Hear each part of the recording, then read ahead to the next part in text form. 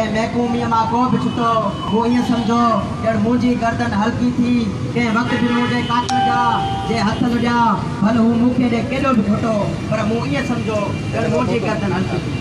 साथियों जीअं जीअं लतीफ़ जीअं शागिर्द जिदोजहद पाकिस्तान ठहण खां पोइ सिंध सां ज़्यादतियुनि जो उरूज ऐं उन सिंध में जिते तमामु घणो मदनियात तमामु घणा वसीला ज़राइत पर उन सिंध सां ज़्यादतियूं उन सिंध जे शागिर्दनि सां ज़्यादतियूं सम्झा थो पाकिस्तान ई उहो वाहिद मुल्क आहे जिते शागिर्दनि सां ॾींहों ॾींहुं ज़्यादतियूं ऐं ज़्यादतियुनि जो उरूज पाकिस्तान अंदरि आहे।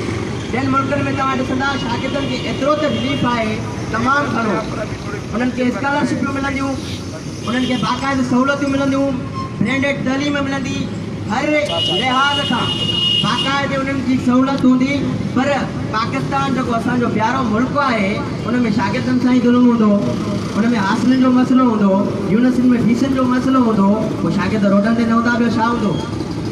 मसइलो जेको लाज शागिर्दनि सां न आहे हीउ सॼो मसइलो बुनियादी असांजो जेको एको आहे पहिरीं क्लास खां वठी ऐं पोइ जॾहिं उहो इंटर क्लियर कंदो पोइ ईंदो यूनिवर्सिटी त पोइ सॼो यूनिवर्सिटी में मसइलो अचे क्रिएट थींदो।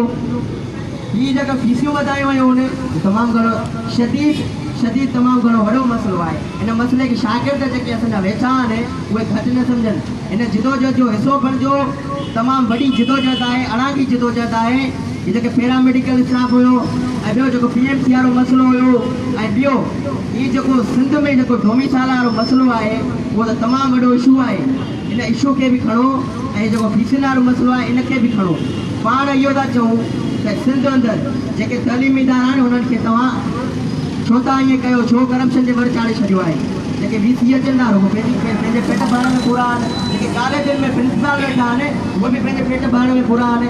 तंहिंजे करे कॾहिं बि शागिर्द जिदोजहद में असीं सिंधी शागिर्द तहरीक तरफ़ां इहो वचन था कयूं इहो ऐलान था कयूं अॼु त असां कॾहिं बि पोइ न हटंदासीं।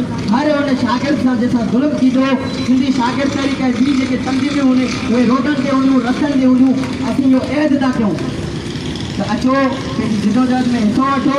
हीउ रुगो असांजो मसइलो न आहे इहो हर शागिर्द जो मसइलो आहे। जीअं लतीफ़ जीअं असांजो महबूब क़ाइद इनक़लाब रसूल पढ़ियो।